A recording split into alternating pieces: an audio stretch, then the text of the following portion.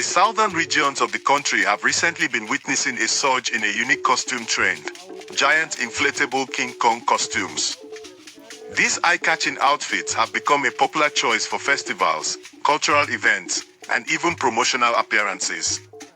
Standing at an impressive 8 to 10 feet tall, these inflatable creations leave many onlookers wondering about their mechanics. Contrary to popular speculation, these costumes are neither remote-controlled nor manipulated by strings. The secret lies in a battery-powered fan worn by the person inside the costume. This fan inflates the suit, which is typically made from lightweight and durable materials like PVC or nylon. The exterior is then printed with a realistic gorilla design, sometimes featuring plush details for added texture. These inflatable King Kong costumes are generally mass-produced overseas, often in Asian countries with a reputation for garment manufacturing.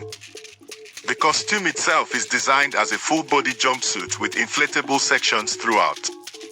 An air fan powered by a battery pack worn by the user inflates the suit, bringing the mighty Kong to life. For safety and comfort, mesh panels are incorporated at the eyes and mouth to ensure visibility and ventilation.